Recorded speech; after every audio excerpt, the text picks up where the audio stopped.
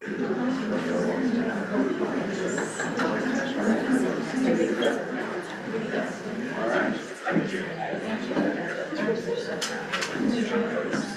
evening. Thank you all for being here. Thank you for caring about your schools, your kids, and your community. It shows a lot. We did a round in November, and so this is our second round. In November, we had 4 people. So this is a much better turnout, so thank you. And I think if we look at the other communities, this is the 4th one on our second round. This is the largest group. So congratulations, Chester. Well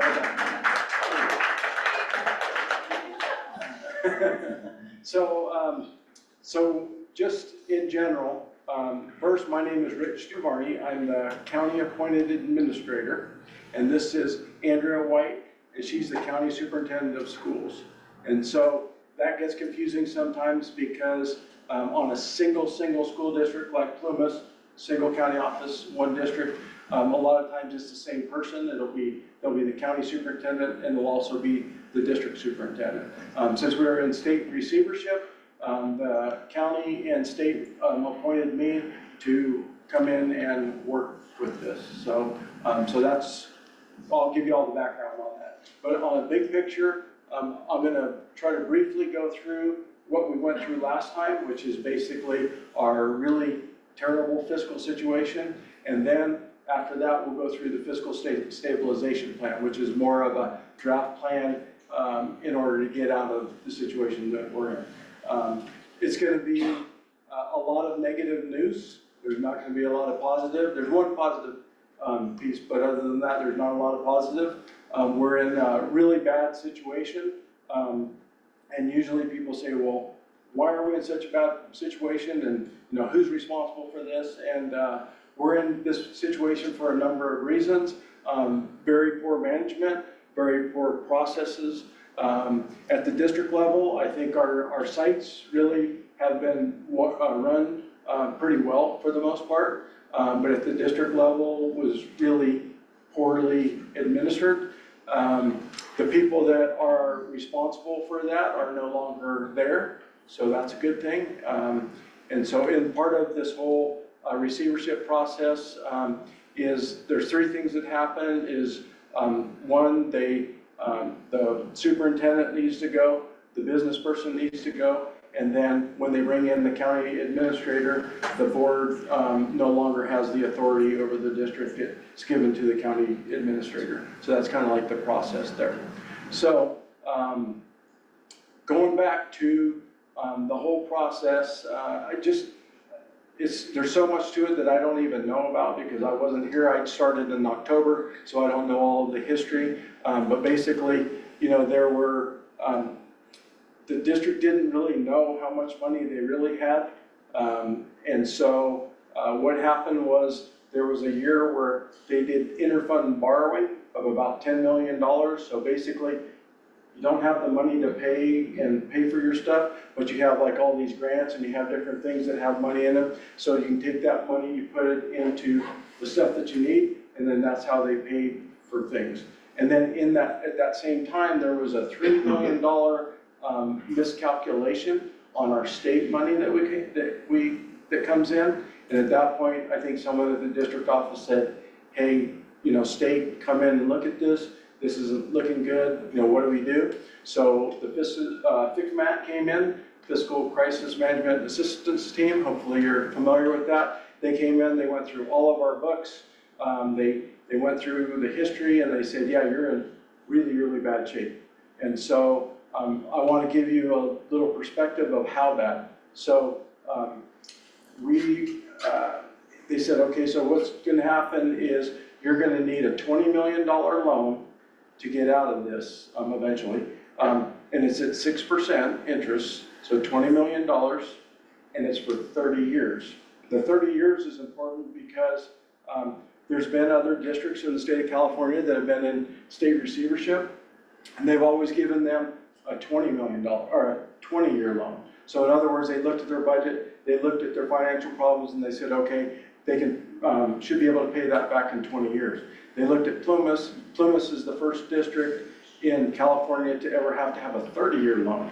And that's because our budget isn't that big. Our budget is $42 million, and we had to basically borrow $20 million. So that's huge. You know, if you have the other ones that are in state, that have been in state receivership are like Oakland and Inglewood, Contra Costa County, but they have, you know, $300, $400 million budgets. So it's, you know, it's a different situation. So that kind of shows you how bad it is. And so I'll show you a couple. This is what we showed last time when we did our first round, and it's just an infographic to kind of give you some basics. There's 2 boxes up there. The top box is not really real in the sense is that the top box is a scenario where we would have never gotten any money from the state. So if we wouldn't have ever gotten any money from the state, none of us would be here. There would be no employees. I don't know what would have happened to the kids. So we received an $8.5 million in September so that we could do payroll for the year. So that was our drawdown, is $8.5 million. So that first one is just, I don't know even how that scenario would work out. The second, that's the second box. And the second box is with the $8.5 million. So in September, we got the $8.5 million. So actually our beginning balance there was $521,000. So at least we were in the positive, but really it's with that loan money. So then if we go up to the next section, I'm going through this a little bit fast, so feel free to stop me as we go. What we determined is, in order to get even again, is we need to cut $9.5 million from the budget. So again, we have about a $42 million budget. We need to cut $9.5 million from that budget. And so assuming we do that, and assuming we don't take any more from the state, which is absolutely my goal, is not to take another penny from the state of California. If that's the scenario, then for the next 30 years, it would cost the district $600,000 a year for 30 years to pay back just the $8.5 million. So not the $20 million, but the $8.5. Does that make sense? So if we just state it, 9.5 is what we need to cut, but 8.5 is what we've received from the state. So we have the 8.5 million, it's getting us through this year. I think originally they were supposed to they said to get us through like first semester, but as we went through it and looked at it, we figured, okay, we can get through the end of the school year, so that's a good thing. But now, if we do the right amount of cuts, we are able to, I believe we're able to not take any more from that loan. So that will be huge. Yes? Are we paying interest on the whole loan when we pay it back, or No. just the portion that we start? That's a good question. So we're paying interest on the 8.5, but I mean, this blew my mind, and I learned this on Friday because I didn't do the math until Friday. But okay, on that $8.5 million, if we took and did the $600,000 a year for 30 years, there would be $10 million of interest on that. So that means that we would pay back $18.5 million after 30 years. So the point there is, if we don't cut deep enough now, and we take more money from that, I mean, I don't even know what those numbers are going to get huge. So, and then I mean, just in my own mind is I'm thinking, if we can cut deep enough, pay the $600,000 a year, that starts in 2027, pay the $600,000 a year, or maybe a little bit more if we can, then reduce that down so that we're not paying $10 million on the 8.5 that we borrowed. So okay. So yes. Question, and maybe rhetorical, it is rhetorical. Some sort of review here. But when you mentioned that the district was lending out to different agencies, which agencies were those? You said they were borrowing money from different agencies? Oh no, not from different agencies, but from different accounts within the district. So they had like they had grant monies that were supposed to go to a certain thing, earmarked for certain things, and which, that's all it was allowed to go for, but they took that and put it on the other side of the budget and paid our expenses with it. I'm that curious, considering that grants are usually well-maintained and reportable. I find that curious. Yeah, I know. I mean, really curious. That's when FICMAT came in and they said, wait a minute, what are they doing with these grants? These are targeted grants for specific things, for specific purposes, and they took the money and put it in the general fund. Yeah, That was reportable. big. Are Yeah. there punitive charges for that then? Excuse me? Is there impunity? Is there punitive charges for moving that money? Well, so I get that one a lot, you know. So basically, is there someone responsible? Should someone go to jail? That's, I mean, is No, I there mean like fees, interest. oh, fees? from the grant money being used inappropriately?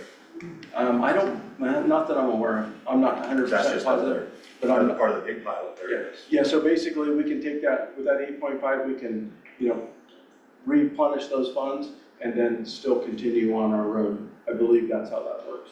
Yeah. Anything else before we go on? And it's 9.5 every year. So, it's okay, not just a one-time All right. 9.5 million. That's We it. have to cut it down to our yearly budget to 32.5 million for the next 30 years. it's, Or I know it's Yeah. gonna fluctuate a little bit. okay, so the 9.5, this is really, really important to understand, and you make this point. It's not, so this is a structural deficit. So what that means is that whatever we cut right now has to be cut for eternity. In other words, if you have a position that's cost the district $60,000 and you cut that right now and you don't bring it back forever, then that counts against that $9.5 million.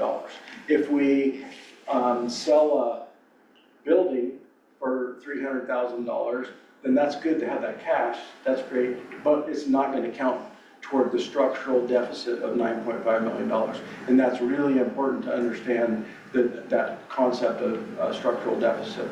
So when we're looking at cuts, we have to look at the cuts long-term, not just one-time like savings. So, and then this other little box over here on the right was also part of the problem was that our enrollment has continued to decline. So this is 2014 to 2025. The enrollment just keeps on going down, but our FTE, our full-time equivalent, or our staffing, just pretty much stayed where it was. What made that even worse is that when COVID came along, COVID gave us an infusion of a bunch of money, so we hire even more people. And then when we hire even more people, when the COVID money expires, we just keep them employed with general fund money. So that was a big part of it as well, is just not getting rid of the staff that we should have. And, you know, I'll just tell you right now, because I'm very familiar with school districts forever, and this district is way overstaffed. I mean, it's amazingly overstaffed. And I know a lot of people don't agree with that, but I'll guarantee it, yeah. Is that on the local level or administrative? At all levels, it's been, you know, has been. And we'll go through the district office part and actually, if you can kind of picture what the process of, if you have a big spreadsheet and on the bottom of that spreadsheet, you have a whole bunch of tabs and you have a tab for each school and a tab for the district office, for transportation, for maintenance, for technology. And so going through those tabs, you look up there and say, okay, this is what it costs the district. What can we do to cut and make this department or this school more efficient? So that's kind of the process of doing the reductions. And so that's what we've been doing for a while, a month or so. Yes? So when you say we, who's responsible for the deficit restructuring plan? What's cut, what's not cut? I am ultimately Solely? responsible for that. Solely responsible? Well, I don't do it by myself, but if you're gonna blame somebody, it's gonna be me. Well, of course, but you've got some compadres in there, I'm sure. So. Sure, yeah. But yeah, I mean, and actually, at this point, we have some very qualified people working on this, both at our district level and then also with FICMAT and the California Department of Education. We meet with them on a regular basis, run things by them. And so from an oversight standpoint, we really are doing well. So I feel very confident in our projections. I feel very confident in our staff. And then whatever we don't know, FICMAT and the California Department of Education steers us in the right direction. Yes? I just want to wriggle back to the whole, like, if you sell a property, it doesn't go to the school. So, like, if you sell, like, let's say the housing unit you guys have in Quincy Right. and Taylorsville School, where does that money go? Okay, so the Taylorsville School is in the process of being sold because it's just a property that we don't use that deteriorates. So we're in the process of selling that. That'll be, I don't know, a couple $100,000. It's not worth a whole lot. But then that will come into our general fund and we can use that money, hopefully, well, we can use it wherever, but, you know, maybe to work on that $600,000, that first payment in 2027, or however you want to do it. The apartment complex is a different scenario because that is paid for. It's a paid for property that currently and in the future continues to continue to give us income. So if it was me personally and I owned that place, I wouldn't sell it because it's basically income for the rest of my life. So that's a little bit different. But if you do have an asset like the Taylorsville School, then we'll take that money, bring it in, and then you know, probably put it toward this actually. And we found out recently that we own quite a few pieces of land and stuff around the whole county. So we're in the process of investigating that and figuring out, you know, values and things like that, or if they're needed or if they're not needed. So that's kind of interesting. So that's another way to get that one-time income, not for the structural deficit, but definitely to help the cash flow. Yes? You were saying that there's a group that you're referring to that are making these decisions at the district level, on our local. Is there anyone from our community represented in that group? So this is more administration. So what we did is we went through and got all the community input in November, and then we're coming back and getting more community input here. We've had staff surveys, community surveys, and student surveys. Student surveys, we got like 420 responses, which was super cool. And they were great responses. They did a really good job. And so that is the input that we're getting. But then at that point, we have to take that information in and make these decisions according to that spreadsheet with all those pieces on it. Let's site specific, we have the principals there, we've been working with principals as well. Okay, so the principals in our district. Yes, Oh, definitely. from each school. Town are working with you. Yes, from each. Okay, another, just maybe a comment is when you say that we're very much overstaffed, isn't that affected by the fact that we have 4 communities with Yeah. 4, you know, at one time 4 high schools, 4 or 5 or 6 elementaries, and so, You're absolutely right. Yeah, No doubt about it. you know, population goes down, those kids here at this school still need a PE teacher, and so do they, and so do they, and so do they. Yeah. The state doesn't Whereas if take we were that all in into. one community, sure, you could get by with 1 or 2, but now we need 4. Right, yeah, state doesn't consider that, but it's very expensive to run this district because we're just so spread out. And you know, if we were close to each other, oh man, our efficiencies would be way, way better. It'd be fantastic. But this is a very expensive district to run because of our geography. Anything else before we go So on? what would that look like if we split districts up? Mhm. Big So, different districts? Yeah. This area? yeah, so when I came in, I said, when I went to CDE and FICMAC, and I said, you know what, if we had 4 different districts in this district, we could get more income, especially through the County Office of Education, because as the Tama County Superintendent of Schools, I had 13 school districts. I got $200,000 per school district, and then I got $300,000 per school district that was in differentiated assistance. So I said, hey, can we do that? And initially they said, well, they're not too crazy about it, but you know, it's a conversation to have. And then last Thursday, we had meeting with FICMAT and CDE, and I brought it up again because I just felt like, we need to push this. And Mike Fine from FICMAT said, actually, we wrote in the legislation that the district needs to stay intact the way it is. Why? So that, I think, so that the responsibility of the loan would be coming from the Plymouth Unified School District. In my mind, there's different ways to do that, but that's what he said on Thursday, that the language states that we're not able to do that. What benefits our students, Well, our athletes? Yeah, and I think there's some definite benefits to having multiple districts, but there's also some expenses that incur as well. You're gonna have to a board at each site, you're gonna have to have a superintendent or at least some type of a shared situation. So it's not like just a super clean process, but I was still pushing for it. And I told them, well, okay, if we can't do that, then we need to realize the income that we should be getting if we work for school districts. So I don't really care which way we do it, but if we can do it, whether it's a waiver or anything that gives us that extra money, then we need to do that. And at the same time, I don't want to give you the impression that we're in this position because we didn't have enough money. We had enough money, we had plenty of money. So we're in this position because of mismanagement, so. Yeah. So let's just play hypothetical here. So let's just say that we were able to break into different districts. Would the income to that district be proportional to the tax base of that district? Yeah, it would. Oh, boy. Yeah.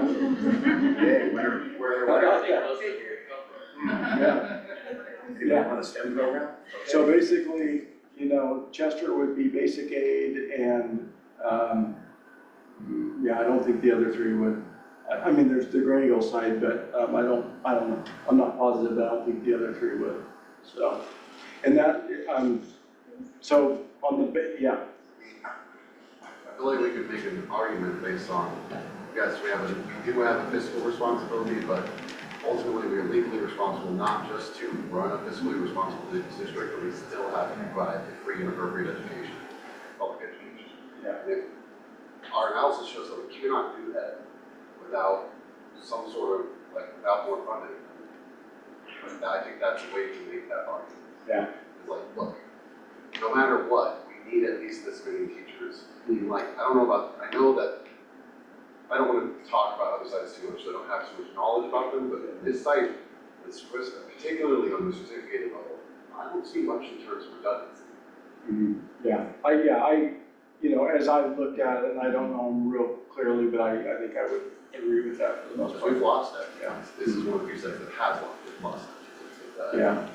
Yeah, as we look at, so what we did last month is we brought all those principals in. The principals looked at their own budgets, their own site, their own staffing, and then went through that to see where they could find efficiencies. And then at the elementary level, it's a little bit easier because you can kind of predict how many students are going to be per grade level and do, whether it's a combo class or if it's not, you can kind of figure that out. When we get to the high school level, it's a little bit more complex because of the master schedule and how that all goes. So in relationship to that, people say, well, we need to keep this, and we need to keep that, we need to keep that, and I totally get that. But the only way we're going to keep those programs is with sufficient amount of students in the classes. So we have classes in the district with, 6 or 8 kids in them that we're paying staff to teach, and we just can't do that anymore. So we have to, and I'm not saying put 40 kids in the class or anything, but, if we don't have sufficient numbers in a woodshop class or whatever it happens to be, then we need to maximize that as much as possible. So, and I mean, I don't think that your sites are gonna see huge differences in class size, but they are gonna be bigger, yes. So I don't know how Blues Charter works and stuff like that, but how is that affecting our school district with all these kids going to Blues Charter? Yeah. Some of them leaving, going to Westwood. Yeah, when a student moves from our district to Plymouth Charter, for example, what we lose is in lieu property taxes, and it's significant. So in Quincy, they want more of our kids, and so they've asked me, hey, can we bump the cap up on them? And I said, no, because we're not gonna lose any more in lieu property taxes than we already are. So, no. So, but the other part of that equation that's important for Plymouth County is that we are a basic aid school district. So most school districts are funded on ADA, average daily attendance. You get 10 or 12,000 and depend on whatever grade level, and you get per student income. That's how you get your money.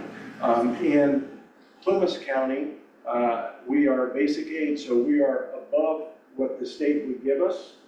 And so we are funded through property taxes because our property taxes are so high. So it really, so that ADA piece is not as significant for us. It's pretty minimal. Whereas if we were in a regular school district, it would be really significant to lose those kids. So it's a little bit different scenario for us being a basic aid school district. You know, you have other basic aids like Marin County and Santa Clara, Morgan Hill, those type of places, but they are basic aid here.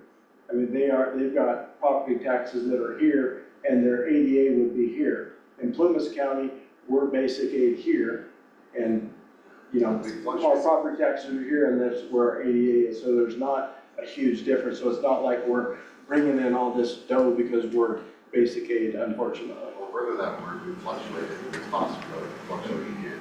Yeah, so I brought that up Thursday to ThickMat. I'm like, hey, you know, going forward, we need to make sure, we need to figure out where we're gonna be. Are we gonna be basic aid, or are we gonna be in and out? And he said, or they said, because of a number of factors. One, our declining enrollment, that puts us deeper into basic aid. Also, not getting big COLAs, we're getting like a 2% COLA. The one thing that put us out of basic aid before is a few years ago, we got like a 8% COLA, and that really flipped things over. But Mike Fine's fully confident that we're going to just get deeper into basic aid. So it's not gonna be as big of a deal. So basically, we're kind of banking on that, is continuing to be basic aid for Based the, on decreased enrollment and slow moving COLAs. and COLAs, and that our property taxes all go up just a little bit each year. So the property taxes are slightly increasing, our ADA is decreasing, or our student enrollment is decreasing, and then that just causes that divide to get bigger.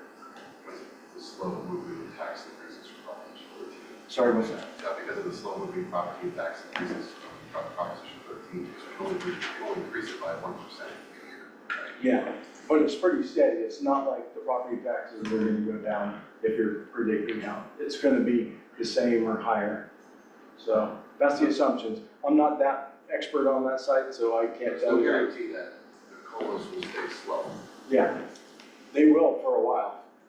And that, the Legislative Analyst Office, the state is pretty clear on their projections on COLAs, but, you know, they can't look 10 years down the road.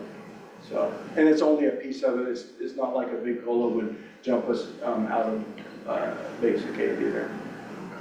Would it be basic aid if we separated it into all like different communities, would all of them be basic aid? You would be basic aid. So would the other communities be able to go to ADA? Quincy wouldn't be, Greenville wouldn't be for sure. Portola, I kind of doubt if they would be. I mean, they have Grayville, but I kind of don't think that they would be, but I'm not positive on that. Yes? Just earlier, before the gentleman's point, we were talking about staff reductions at the site level, but I still would like to hear more about staff reductions at the district level. Yeah, that's where And we're I'm going. assuming you're gonna go there, but, Yeah. I just from the start, farther from the kids, Right. and when we talk about, there isn't a lot of redundancy, and when you were saying that, and not you, but historically, probably high overhead of different communities at each site. I don't see a lot of like loss that we can sustain in the Chester community, and so I just was interested in districts. I think that's fairly accurate.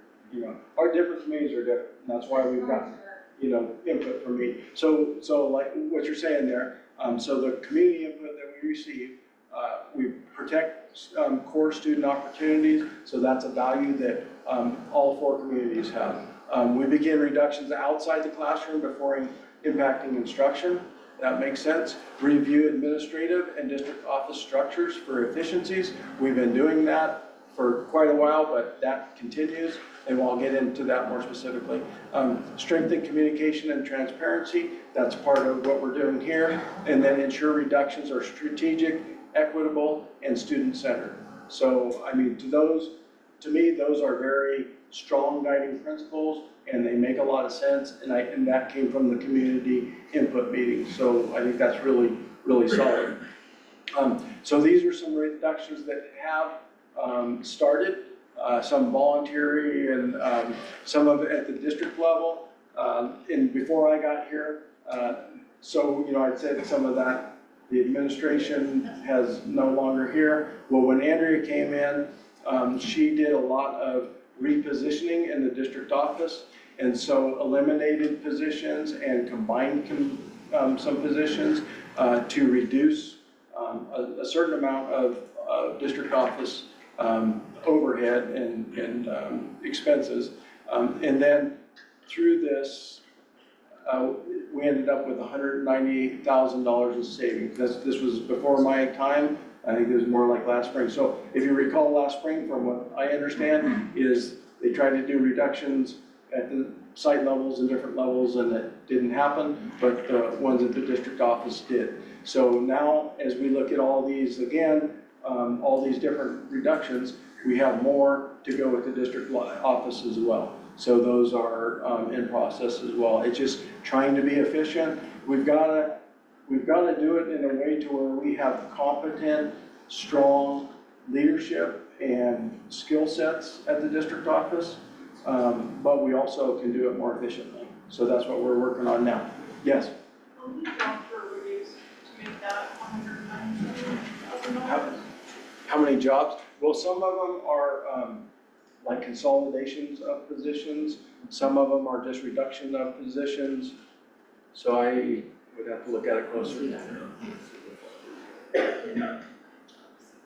Yeah, like, okay, so like 3 to 4 people plus combining a couple of other positions. So, Is this already calculated into what we're saying we need to cut? Like, is this calculated before we have to make these cuts, or is this after? Like, in other words, is this $200,000 off, Okay. not like $500,000? right, so this was before. These were ones that we stuck with last spring. Yeah, That we did last in the spring. district office, So so they're that's in the, 9.5. Basically, it's unaffected by that. what we're trying to show, because everyone wants to see what is being cut in the district office, is to be transparent and show what we have done, and there will be ongoing cuts, but just as a piece of information to share. Yeah. Just that. yes. I can't read that. Is that available in a print form? It's online, it's on Parent Square, it's on the website, it's on Facebook, I think, I'm not sure. Yeah, so it's on the website, it's under fiscal updates, I believe. And then if you scroll down there, there's a bunch of different stuff on it. If you scroll down a little bit, you'll see the infographic that we just showed earlier, and then this is also on there. It went up 3 or 4 weeks ago, I think. Cost containment and efficiencies, we're working on that. This is the bright spot here, this is the good news. So in a school district or in an organization, you need to know every position that you have and what it costs for their salary, their benefits, their social security, whatever it is, all their expenses, where they are in the district, what they do, all that kind of stuff. So that's called position control. Well, the district didn't have any position control. They just didn't have it. So when, let's say they bargain and they give a raise, well, they gave a raise, but they didn't really understand what that would cost, because they didn't really understand what their employees cost as a district.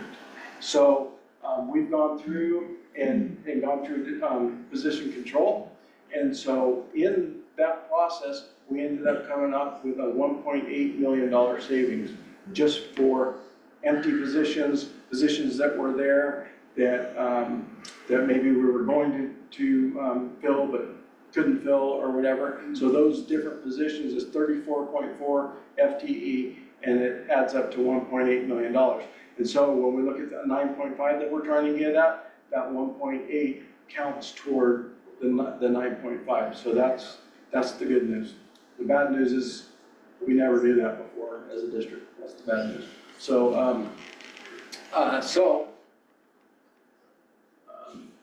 so then these are just reduction concepts, administrative ratios, just in general. That's both at the district office and at the sites. Transportation department restructuring. There's been a lot of, I know if you're a parent, you've been getting a lot of information and different communications about that.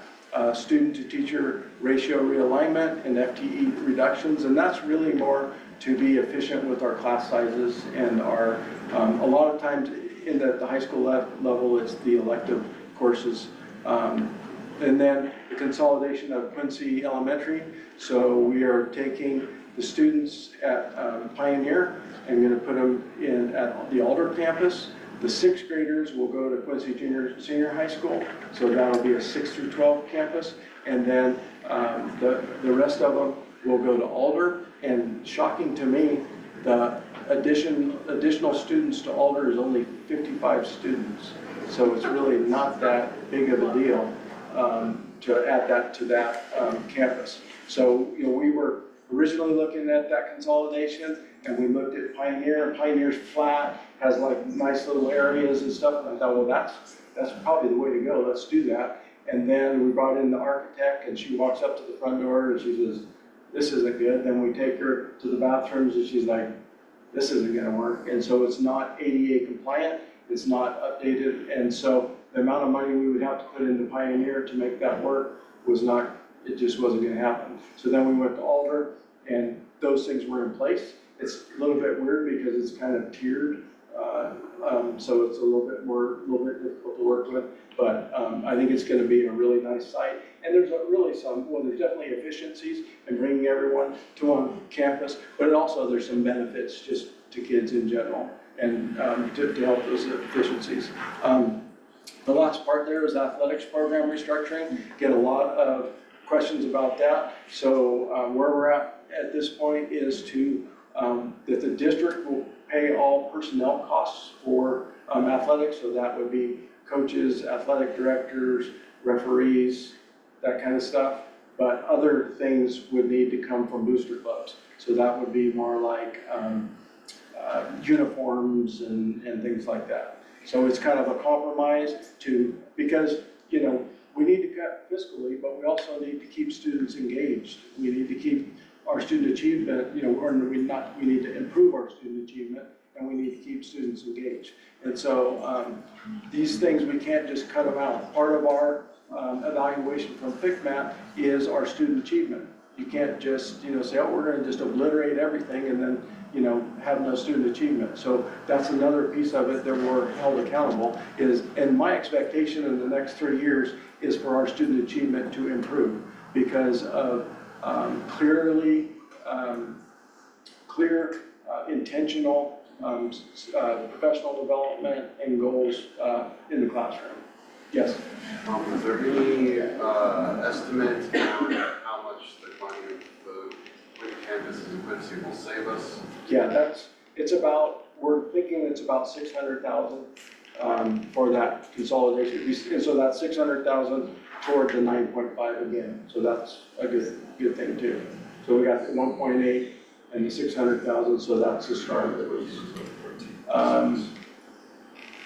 Oh yeah, and then these are just the other things to consider, reducing or eliminating some of our contracted services, reviewing consultant agreements, limiting travel, conferences and that stuff, reviewing subscriptions, licensing, and restricting overtime and extra duty. This district has an unbelievable amount of extra duty. It's just, I've never seen anything like it. There's a ton of extra duty. Is it across all the communities? Absolutely, all the communities, yeah. And so we need to get a handle on that. Yes, But isn't that extra duty mostly covering empty shifts from Yes. other? I mean, it's not like it's not like it's It's not wasted. extra, it's actually just paying out, covering empty. In some cases, in not all cases.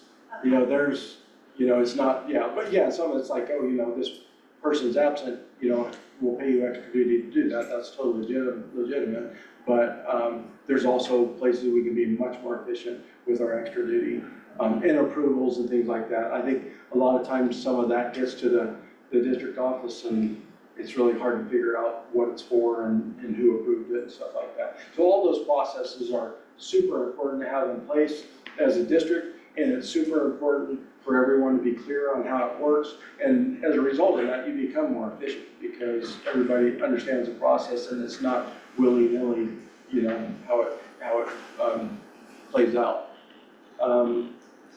So then, facilities evaluation and master plan.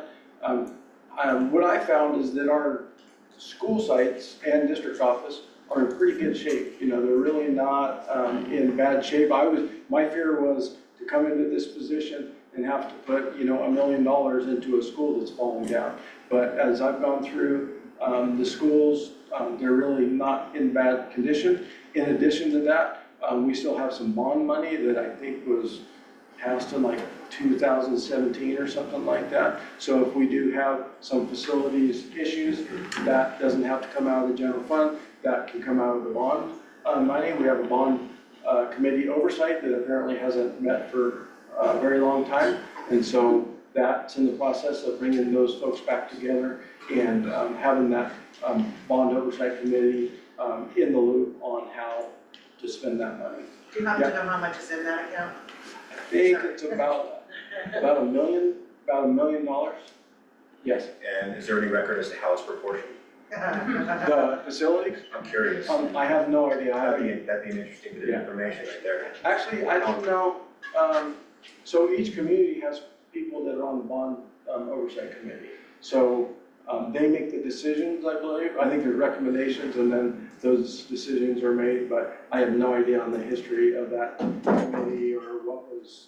I think Albert got some facelift out of it, but I'm not really sure other than that on the history of it. Yeah. What size classrooms are you looking at? What's the cutoff for amount of children in a classroom?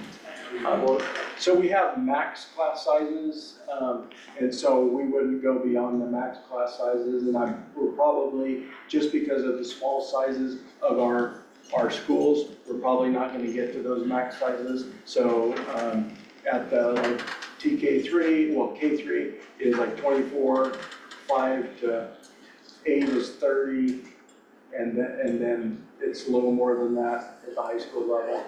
I don't anticipate getting too big of classes, yes. Are you guys gonna sell Pioneer School? So on the Pioneer side, we have a Head Start program in there that gives us, pays us a lease.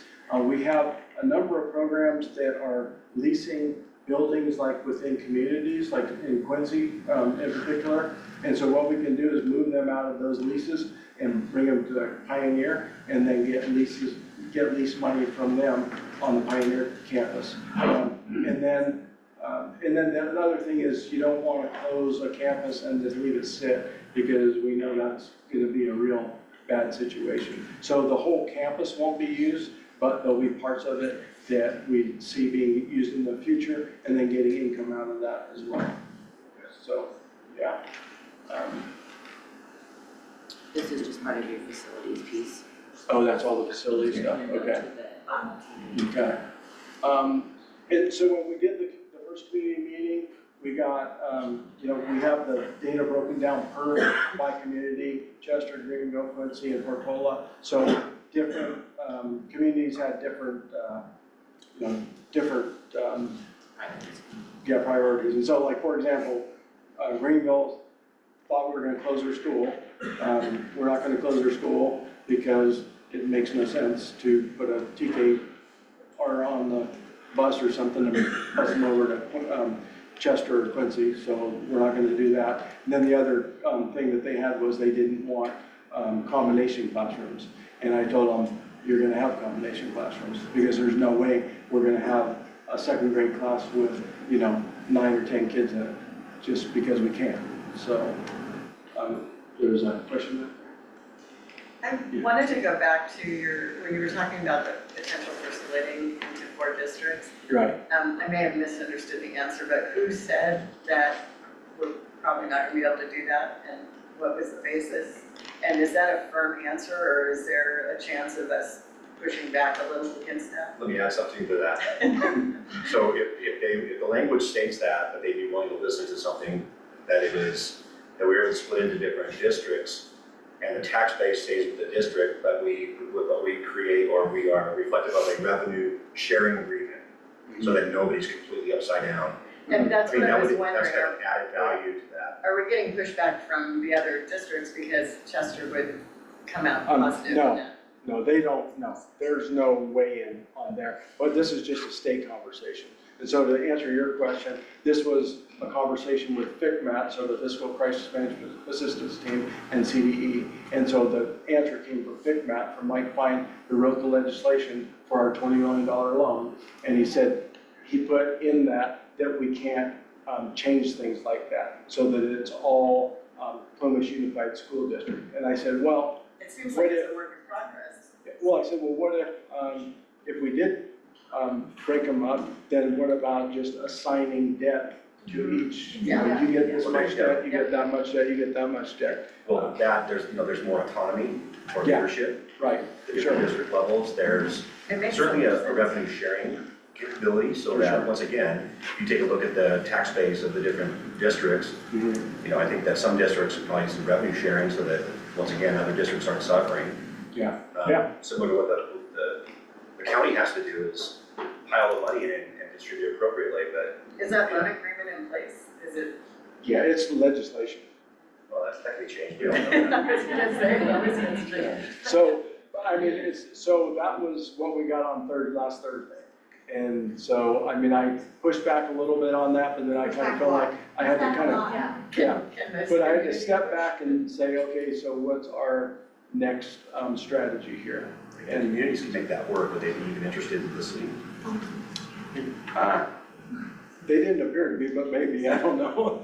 I think those would be, just from my perspective, I think those are conversations that you'd honestly have to have with Mike Fine, because he is the one that wrote the legislation.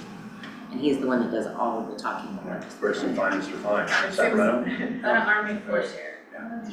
Yeah, I mean, this community, I would think would be interested in pushing. Absolutely, Yeah. obviously, yeah.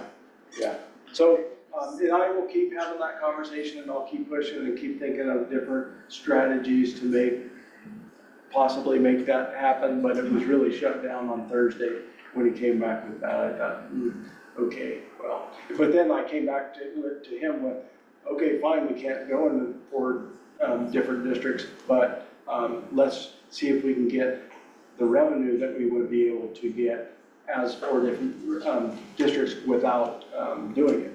And they're like, oh, so they weren't, I think they had to process it too a little bit. So I think that the revenue is going to be the same.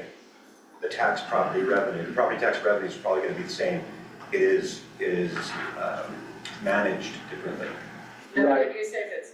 It wouldn't be exactly the same. There would be increases in revenue, especially at the county office level. Even better. Yeah, for sure. Yeah. Is there opportunity to get a better interest rate on down the road? You're not kidding, I know. I mean, when I was just looking at this job and I looked at the loan, I'm like, holy moly, 6% interest for 30 years? And so, yeah, that's something that I think in the late spring,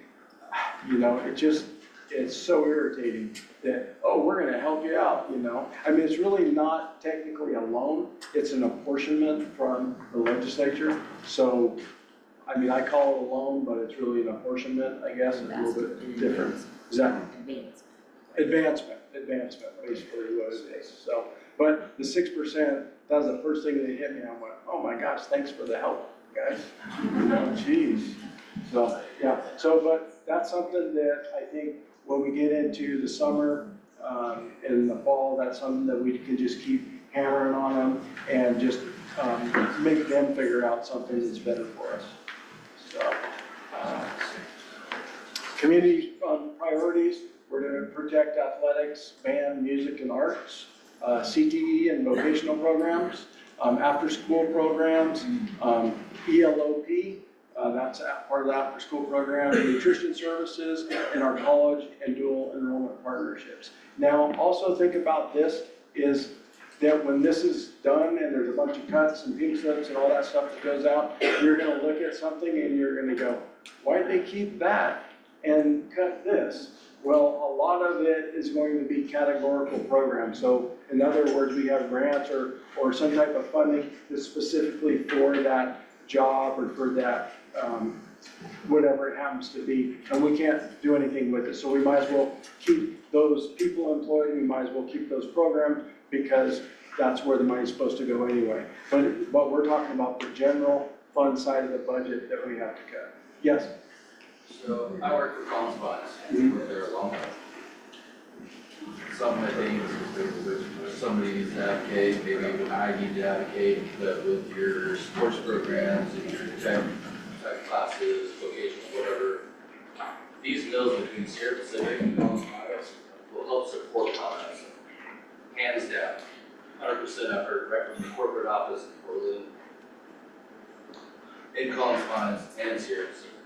That's exactly what we're in If with. somebody needs to reach out, And I don't know if, I think it's kind of community specific, but you really need, if you don't have a 501(c) in Chester, you have to have one. Because Yes. then somebody that has $50,000 can say, here's a check for $50,000 and I get a tax write-off. So, like I heard from them, where does your workforce come from? yeah, Kids that don't want to go to college and stuff like that, Yeah. we need to produce workers. Right. So and that's where those it's- vocational. we're all supporting each other. Make 4 separate districts, and we do a 501(c)(3) just for our local schools. Absolutely. You can make a 501(c)(3) just for sports, or you can do it for, Chester High, or you can just do it for the Chester Elementary and High School. You can do it however you want. Collins And so who's the will Collins will do it. Who's the appropriate party to do that? I've been part of one being created before, but we had to get an attorney to do the legal part of it, so. You could create a it's not special tough. foundation specifically for Chester schools and do it that way. You can make your booster club if it's not That's already a 501. It has to have a board, I mean, there's some requirements, but it's not that It's hard. not that big of a deal. I had a big one in Tehama County. There's a tiny school district there, like 200 kids that would do this blue jean ball where it was just dinner and drinks and everything, and they get like $50,000 a year just on that dinner. Just because people were just writing checks and doing silent auctions and all that kind of stuff. So it's pretty easy to raise a lot of money. And then the thing is that, people would be less likely to give if they thought that money was going to other communities. But if they know it's going to stay in Chester, you're going to have a lot more success with it. And So, the school use that for any program, like a librarian or a cafeteria person, could they use that to keep employees on? so you would have a board that says, we want to fund, whatever, position. They could do that, and it would come to the district. You Or, can pay wages with it. what's that? You can pay wages with it. Well, you can pay, It depends on the You can charter pay of the an amount. 501(c)(3). yeah, It depends on what the 501(c)(3) files as and what's capable of distributing to. So it's in the bylaws of the 501(c)(3) where if you go to salaries and go to STEM program, you have to name it. oh, you do have to name it? Well, you have to name what you can fund. Oh, okay. And if you put in there specific, selected salaries, winner. Yeah. It's just. And I'm not an attorney, so I won't give you any advice on that, but but I've seen it done, and it done really well. So, I think you guys are probably in the best position for that, and also the Portola and Grayville communities, those people are ready to give to sports programs and things like that. So there's definitely money out there to be had. Yes? So regarding that, forget the acronym you were just using, but when you write that donation fund, would you 501(c)(3), you said you can write the way the money's apportioned and whatnot. It'd also be written in there that the money that's absorbed by the district off the top of that donation is minimized. Because, over the years, I've seen that happen when money comes in, it's a meeting or whatever, and then, there's like the district takes their cut. It doesn't have to go, it doesn't have to go through the district. All I'm saying is, I'm just sort of throwing a flag out there, so that Okay. if something's written, it should be written in such a way that none of that money gets absorbed. It stays Or the there. minimum amount, if there's a legal amount that has to go to the DO to process that or whatever. It's a private corporation. That would not. Yeah, I would say the district would have nothing to do with it. You don't have to. Okay. It would have nothing to do with it. Yeah. For instance, I as an individual, a personal, just a person that lives in our community, I have donated money to this school site and the Chester Elementary School site. Right. And I've been told that it has to go to the district office and then be distributed back. And I was real uncomfortable about that procedure. I'm an ex. It's because you don't have a 501c3. So making sure that the principals are on that transition so that we don't just take it and put it in our pocket in the district office. So Or make it impossible to get at yeah. or something. And yeah, thank you for that donation, by the way. Yeah. Well, sure, I'd like to contribute, I'd like to continue feeling comfortable, so yeah, this I will be. As soon as you can get that in place, the more, that's when you can just really start raising money for the Chester schools and the Chester programs and whatever you need to do. So if somebody knows an attorney that might do, pro bono and help you out getting that going, I suggest doing it. That'd be really And good. just on a principal front, anytime there's been a donation from anybody in the community, it goes to a donation-specific account that the district does not dip into. It's just accounted for to make sure it's being handled properly. It goes to a specific, it's called a 9,000 account, and none of that money is touched, it's all recycled, just so you know. Okay, so next section has to do with, okay, so areas recommend savings, transportation, district office, administrative, desire to improve communication and transparency, fear of losing programs that define student experience, and I think that's really important. Worry about rush decisions without planning. I think that we started early enough to where we're not in that panic mode, like, oh my gosh, we gotta do this really quick. I feel like from a timing standpoint, we're in pretty good shape. Going forward, next steps, we have a board meeting next week. There's not a whole lot going on necessarily with that, but in this process, we'll finalize the stabilization plan within the next at least few weeks anyway. Issue staffing notices, and that will be, so in the February meeting, that's where the pink slips, but that's where the staffing reductions will be listed. So this person, or not the people, but the position, this position, that position. And then after that, the pink slips will go out to the specific individuals. So we're just talking about staffing stuff here. Then those folks they'll get pink slips basically at that point. And then we have until May 14th to, adjust, basically like, actually, we didn't really need to cut this position, we really needed it, so, we can bring folks back. But that's part of that process.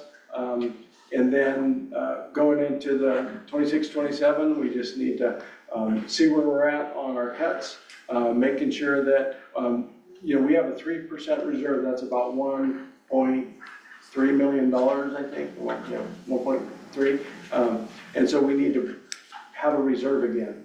It's important, you've got to have a reserve. If you don't have a reserve, we'll be back in this position. So we're going to build up that 3% reserve, hopefully next year, not sure, and provide updates from the CDE and the public.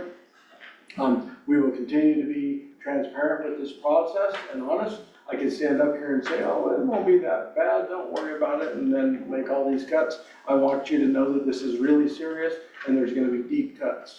And yes. So we're from Greenville and can forgive me a huge issue. for us in June to come Correct.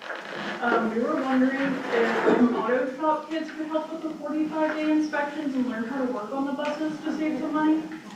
And we were also wondering if you guys did the breakdown and figured out how much transportation actually was out of the $3.3 million, and then the percentage of kids that utilize the busing service.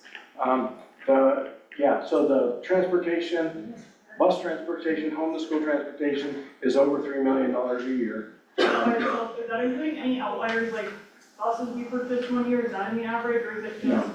This is like just ongoing expenses, so, and so that's that part of it.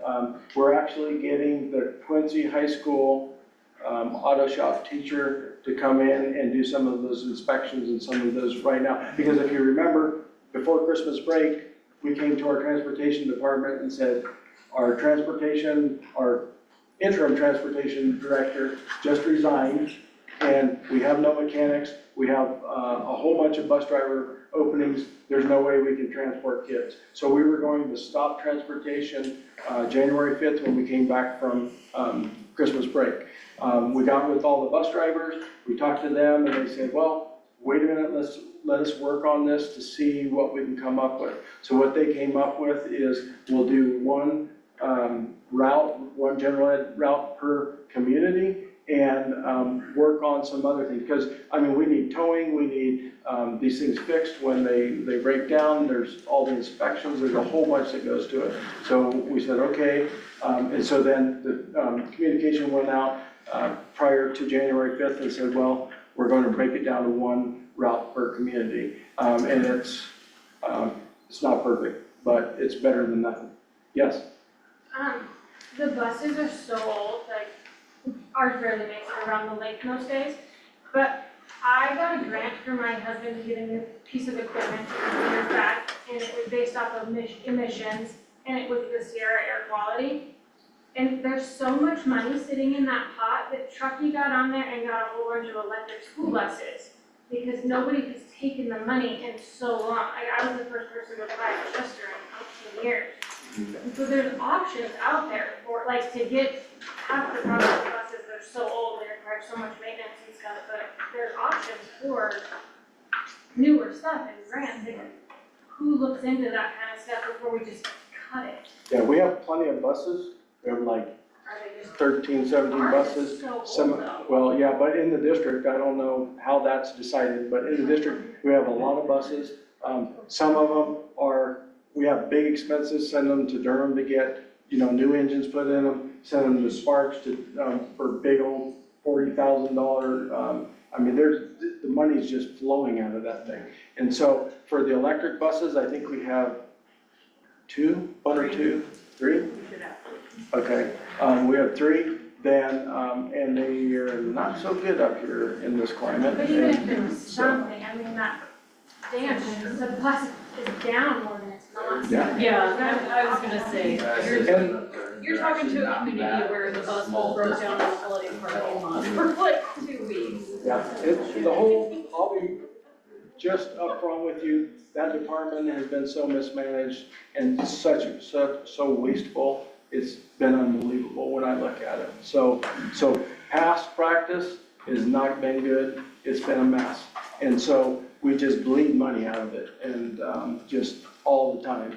I'm starting, now I have to sign the requisitions, and I just am shocked that the money's still going out on it. So, yes?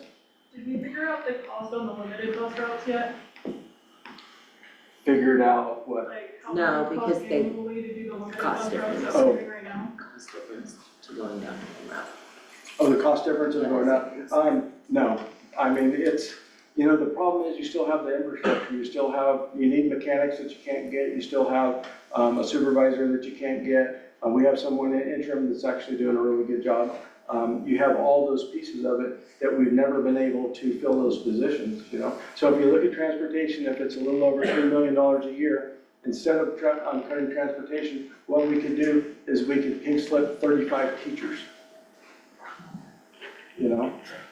I mean, what would you rather do? More people would leave. It's like, so trying to keep the cuts away from students or away from the classroom as much as possible. But transportation is, and then the other thing I don't think I said at the beginning of this, there's a bunch of stuff that's gonna happen that aren't good for kids, and it's not good for families. But it's gonna be good for the budget, and if we don't get deep enough in this, we're gonna have so much problems in this county, it will be unbelievable. So we're gonna need to cut deep, and that may be a part of it. Yes? I was just gonna go back briefly, and you touched on it again. You're talking about staffing notices and pink slips and whatnot coming out in the next couple of months here.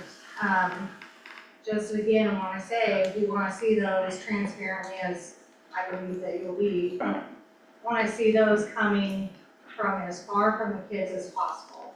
When I started here probably 15-ish years ago, 14, we had like 8 people at the district office. So if you wanna talk about expanding overhead, I've seen it from there. So that was one thing. I don't know what else I was gonna say, sorry. It'll come That was back. it, I just wanna see the cuts Okay. far from the kids. I just keep thinking the pink slips, we wanna see them somewhere else before they directly impact the kids. Right, yeah. Yes. Okay, so in this whole process of cutting, removing overhead and doing all that, how as a community do we ensure that we're looked after for our local community kids? When for years, Quincy has really prioritized Quincy and the administrative level and everything there, Yeah. and they haven't done anything for here. Like, You're not the first one to tell me that.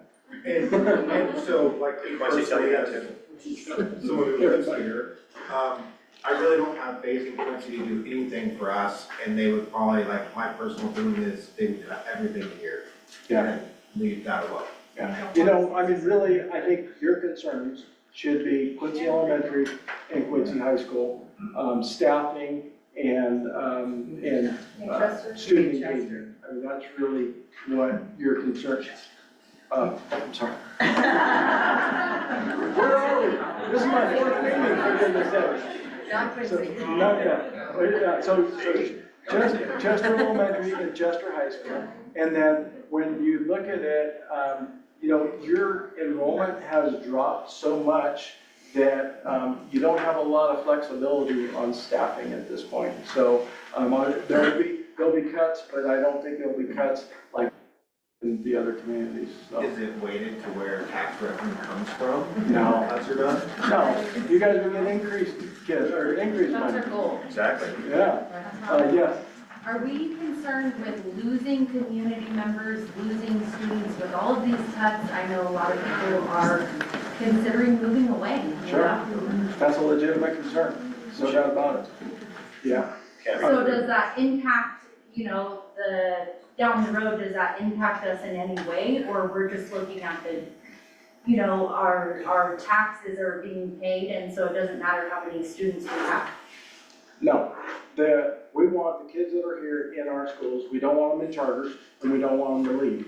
So if we can keep our programs in place, and keep our student engagement where it's at, and keep our teachers in place, and have those connections with students and families, then we can keep them.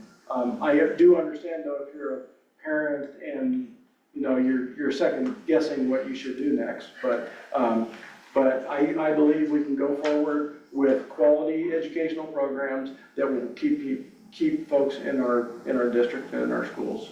You know, only time will tell for sure. To add on to that, are we considering losing the bus routes as well as people not being able to work, people not being able to, you know, go do their 9-to-5 job because they're worried about dropping off students, picking students up, that sort of thing? That's a legitimate concern, absolutely. Yes? I just have a question, and I may have missed it, but is there any risk of our high school losing its A through G requirements so that students that attend here can go on to higher ed if they choose? Because I understand transportation is important, I understand especially Greenville transportation is a huge issue, but if we get the kids here and there's nothing to teach them, because there's no teachers or there's not the requirements, what's the point getting them here, number one. But number two, you're gonna lose so many families when you can't provide with a basic level of education, and my kids graduated in 2008 to 2014, and the changes just since then has been dramatic. I mean, absolutely dramatic. And I would not only like us to see us be able to hang on to the bare minimums, which as far as I'm concerned, the bare minimums that we have now, I'd like to see us get back to where we were. And if the 501c3 is how we're gonna do it, then let's do it. But we cannot lose one class as far as I'm concerned. These kids are barely making their AP. And we can't produce kids that can go off to college and do those things. Those are the kids that want to come back and be a part of this community. They want to be the professionals here. I look at these girls right here, they want to be nurses, they want to come back and live here and work here. But if they can't get their A through G and they can't get to college, this place will become a ghost town. So from a master schedule standpoint, it's core curriculum we have to offer and A through G. So those things are in place. So those, I don't see those going away. Now, when you look at other situations like, well, even if you look at the schedule and there's whatever, English class or something, and you've got 6 sections and you've got 10 kids here and 12 kids here, then what we'll do is we'll make one section with 22 kids, you know? So that's the efficiency that we're looking at. And if you've got a CTE program with 8 kids in it, then yeah, we'll probably have to either consolidate it into, you know, if you have whatever, auto 1 and 2, instead of having 2 different sections, you're gonna need to put them all in one section so that you have enough. So, I mean, those are examples, they're probably not good examples, but those are examples of how we can make efficiencies in the class schedules without eliminating programs for kids and opportunities for kids. So hopefully that makes sense, but you know. So you're saying the A through G classes are not really at risk? Or they? Yeah, I mean, that's not We have to something that, meet our A through G requirements. Are they being met currently, like through online classes or something? I mean, like for Some of example, it, foreign language? yeah. So that's part of the state's requirement. I mean, you know, you look at your English language arts and your math and your attendance, and an A through G requirement is one of them. We can't throw it out the window because we don't feel like we can afford it. So that'll be part of it. Yeah. That affects the career and readiness for the Right. high school, too. That's on the dashboards where you cut the CTE programs, those are gonna go away, so that's gonna negatively affect Chester High School as well on the dashboards. So I'll put you guys into differentiated assistance. We're already in Right, differentiated. so and that money that goes to the district, so how much of that comes to Chester for their program? So the CTE part is mostly categorical money, so that's not gonna, if we cut a CTE program, it's not gonna help us because it's categorical, it's, you know, grant funded, so it's, you know, we'll keep that in place. And how much does it go to Chester? Well, because you guys get, what, $200,000 when a school is in differentiated instruction because of No, that? when a school district is in Oh, okay. school district, so it's not much money when you're talking about 4 communities. Yes. So hypothetical, so what if we come to the end of the road here and we make all the cuts that we can and we're still $2-3 million, we just can't do it without getting rid of the programs, so we just. It still wouldn't be on the table. I mean, I mean, I know, Yeah. on the table support, what we just said. we would just keep looking at efficiencies everywhere. You know, I don't know. I don't know where we're gonna end up here in that month or two. As far as, you know, we're looking at 9.5, I don't know if it's gonna be 9 or 7 or 6 or what, but we'll get to that. We'll live with what we have, and then we'll go into the next year and we'll see if we can find more efficiencies. If it really comes to pushing, or really come down to it, we could potentially take another advance, but we do want to avoid that, but it is something we can do.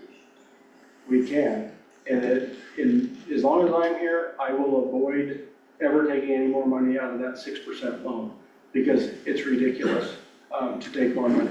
When you're having to pay $18.5 million to get 8.5, or if you're, $18.5 million to get 8.5, that's strapping the kids that are here and their kids with a huge debt that is a total injustice. And so I will refuse to take more money from the state and, you know, unless there's some catastrophic thing that happens. Yes, I have a question regarding the staffing. Are you gonna be willing to take parent input or student input on what staff members do and what don't? so we, I think are you talking about? matters, like you're talking about right sizing, but you also need to be thinking about right staffing. Right, And some teachers may have, you know, the tenure to stay, but they're just not adequate in the parents' eyes to be continuing to teach. well, So are you willing to take that's a any whole other input? deal. I don't care about seniority. No. Some of the seniority need to go, so it's like, No, we can't do that. What percentage of staffing is gonna receive a pay slip? You know that? I don't know overall, I'm not sure, overall what that'd be. We haven't got to that point. Someone had asked that in another meeting, and I threw out a ballpark figure, for, certificated, so teachers and nurses and things like that, probably in like 15 or a little bit higher than 15 district-wide. So, you know, so district-wide, so we're not. Yeah, percent or people, or positions. sorry. Positions, Yeah. positions, yeah. So, so there's that's, nothing we can do as parents to like advocate for these teachers we think have the biggest impact for our kids.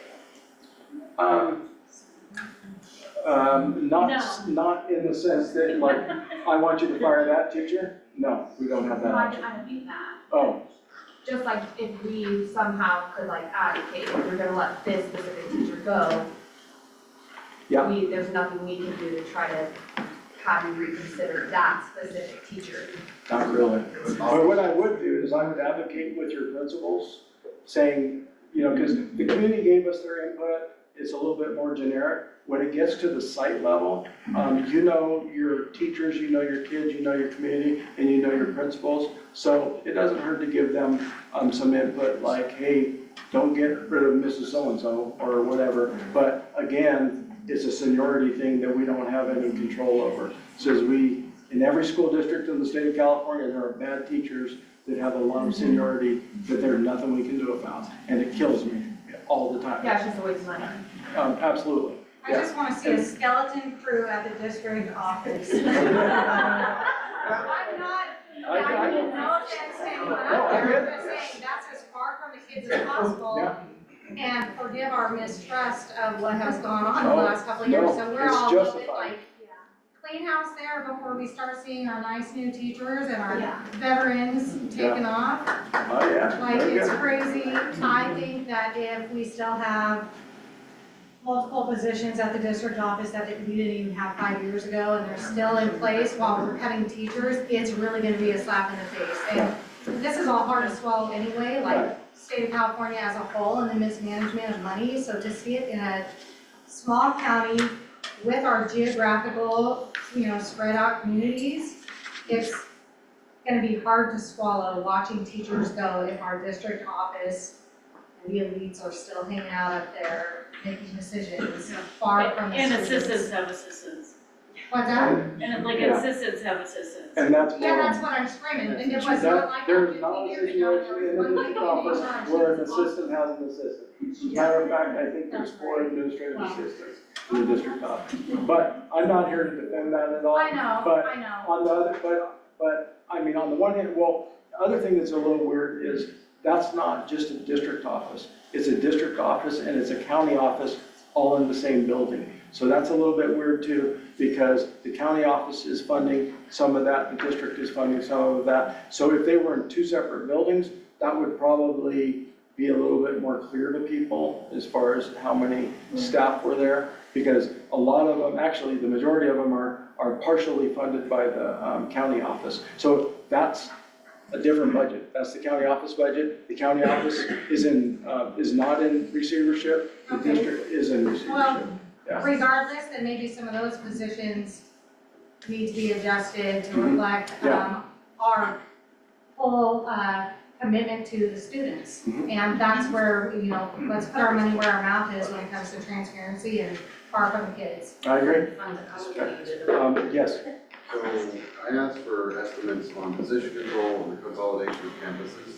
For those other categories, do you have any, is there an estimate for how much that's gonna eat into this 9.5, which according to my math is about 7.1, the two things you said actually affected? No, I mean, I'd be throwing out numbers that aren't very good, I think, you know, but we will have, so by our February board meeting, that will be there. Those numbers, by February, those numbers will be there. You know, but at this point, it's kind of, it's a work in progress. It takes a ton of work to get it done. Have you guys thought about selling the district office, which is probably the most expensive building that we have in the entire district, and then moving into whichever elementary is going in? Make it 100%. It's still a one-time. Yeah, okay, yeah. Is PCOE part of the county general budget? That's a good question. So there's the Plumas County Office of Ed, and there's a Plumas Unified School District. The Plumas County Office of Ed is its own entity. It's not county, it's not Plumas County connected. Okay? And then there's the school district. How are they doing? They're doing okay. They're not, yeah, which is a good thing because there's no saving them. The other thing is when you have, you know, I've been a county superintendent in 2 different counties. There's been occasion where a district has some fiscal issues, and so I've given them loans from the county office to the district. So the county office can be that safety zone for the district as well. So is the same level of scrutiny happening at PCOE? Yeah, but it doesn't matter. matter. It doesn't matter to us. But yes, it is, but it doesn't make any difference to the district, you know, except for to provide more services. So it's surprising to me how many services are funded and positions are funded from the county office to the district. So it's, you know, just because I come from a different perspective as being Tehama County Superintendent of Schools, I had a large staff and we ran lots of programs, and then we served all those districts, but it was really fiscal oversight and academic oversight were our 2 main responsibilities as a county office. Fiscal oversight. Fiscal oversight, right. So PCOE had fiscal oversight of the districts? So, okay, are we punched in the wrong direction? So here's the deal. In a single, generally speaking, you have the same superintendent being the county superintendent and the district superintendent. So there's not a real good oversight mechanism. So what they do is they take that fiscal oversight and bring it to the California Department of Education. So the California Department of Education was the one that should have caught a lot of this. But then also our audits were a year late or a year more late. So kind of hard to, when you don't have audits that are up to date. So that is another show, you know, the audits were late. And then CDE, in my opinion, didn't know what they were doing. And I've said this before, this would never happen in Tehama County because those red flags would be raised really early in this process. And I'd go to that district and say, hey, you're not doing this, you know, we're gonna get this under control, and then it's taken care of, and it's not a big deal. But with the single situation, it gets real confusing, budgets get confusing, and all gets real blurred. So one of the things we're working on right now is to really separate the county budget and the district budget, so that we're real clear on which is which, and then, and if we do need saving, the county office, you know, may be there for us. So, yeah. Take over, contract some of our services or some, take over some personnel costs or something. They do, currently. Yeah, like is there room for growth there? Yes, there is. Yeah. Yeah, and that's what we're looking at, definitely. Sorry, yeah. Are we going to be cutting field trips like the watershed trip and band trips? Are we gonna win? Be cutting field trips from the curriculum, like the watershed trip and all that? You know, those, I met with Rob Wade right before this meeting. Those processes are in place, so it doesn't look like they're gonna be really affected. He said that in the design, most of that is not in need of a lot of transportation or anything. And then they have the relationship with Feather River Land Trust that is this is strong relationship, so they're really helping us out too. So I don't see it really being too affected at this point. Well, and we have a local 501(c) or C3 for forming an official audits program. Oh, we need. That's actually what's funding a lot of our trips right Okay. Yeah, good. Yes? I'm just curious, have you considered a 4-day school week as Yeah. you did? Yeah, that was brought up a few different times. That's been shown to generate savings. Yeah. Across a lot of different states that are doing it. Might be something that we have to do. If it saves any money at all, just not be an option, we have to do it. Yeah. That's just my out. And I haven't done a lot of research, but it's come up a few different times. We still have our kids that we need to feed, and we have, you know, and we also have the minutes that we have to put in. So if we just go Monday through Thursday, give them Friday off, we're still gonna need to get our minutes in, so there's a challenge there.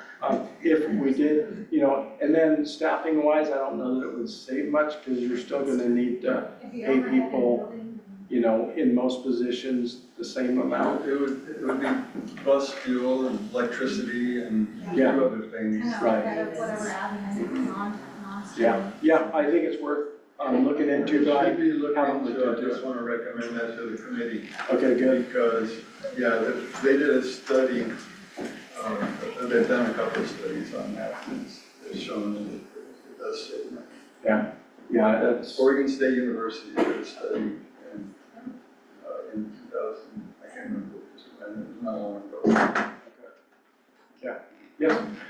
So the district office remodel, did that add to this deficit? Is that total of that remodel part of our deficit? I have no idea. I think they took a loan out for it, but I don't think, I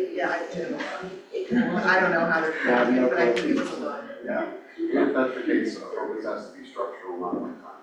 Yeah, true, that's a good point. So like, we need to be looking at recurring costs and how to keep those from growing.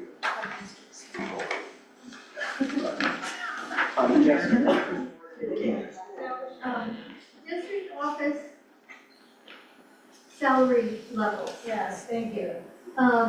I've heard through the grapevine that there were some big, salary increases and by some people who are now ousted, actually.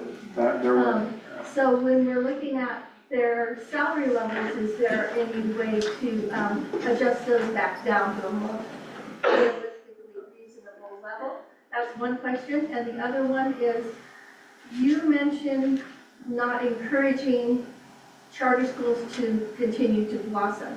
Are you doing something to retain charter school enrollment or discourage that? So on the charter school side, we have caps in some of our areas like Quincy. They want us to raise the caps, and I've told them that we're not raising the caps. So Good, that's thank you. that part of it. And, you know, I think we're gonna get through this to where we're gonna have enough student engagement, we're gonna have enough community engagement, that we're gonna be in good shape and people aren't gonna want to leave our district. So that's the other part of it. And then. We have a lot of charter schools going up in communities, so Yeah. I don't know why. Yeah. why you I think think student that. engagement's been a problem. It's not improving, it's declining. The what? The Student engagement. Yeah. As a parent, why would you be happier with a combo bus versus going to a charter school or a single grade level with less students? Yeah, especially if you can't pick the teachers. Yeah, I mean, just choices we make, yeah. And then your other, question had to do, What's I'm the getting back district to. salaries? Oh, the salary. So when Andrea came into the district office, brand new, had to clean up a lot of this mess, the high salary people where they adjusted their salaries higher, they left, and then she took positions and put them together into one salary, the responsibilities, and made them into one salary. And so that was in HR, she reduced an assistant superintendent to a director, so then there were savings there, so that, all those little pieces add up. I don't believe we're done, but that was a good start, so that we don't have to, you know. Just as an FYI, because we're hiring for a new CBO at the moment, we went back to the original job description and the original pay scale. So that's gonna save us significantly, right, just in that one position, yeah. How many people are on your team that are making this decision that aren't from this community? Quite a few. So we have all of the principals, so including your No, principal. that's not on your team, that's making the final decision, that making the cut for everybody. Everyone is on that. The principals and people in the district offices, actually, where I come from, we would call them assistant superintendents, but that's not it. So we have Andrea and I, we have a business person and an HR person and a special ed person and curriculum instruction person. So that was everybody brought in to fix the mess that Um, was caused. She's talking about people not from Columbus County. Oh, not from Columbus County? Oh. Andrea came from Sierra County, I came from Tehama County.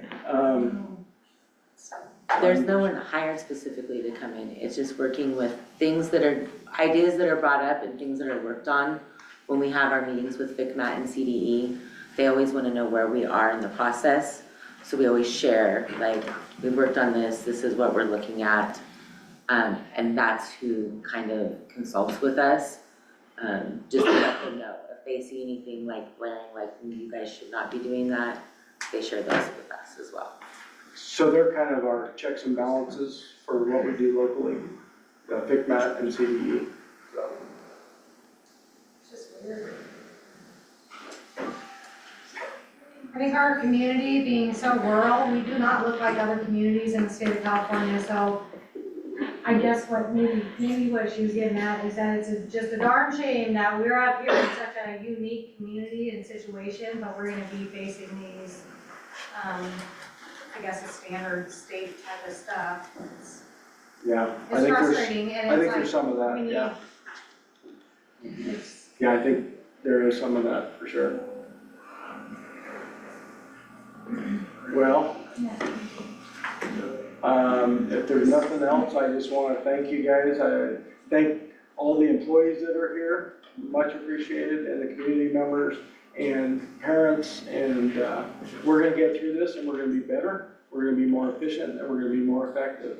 You may or may not believe that, I don't know, but I believe that. I strongly believe that. I want to see our student achievement numbers in 3 years and see where we're at, and I think it's going to improve. Because we're not going to be, dramatically affecting the classrooms. So it's going to. So I really believe we're going to be in a good spot. So, so if there's nothing else, I want to really thank you. Appreciate your time. I know it took a little while, but thank you for being here. Is there another community meeting scheduled in the future? No, we had the first round, and this is the second round, and then we'll do a board meeting. And no, we don't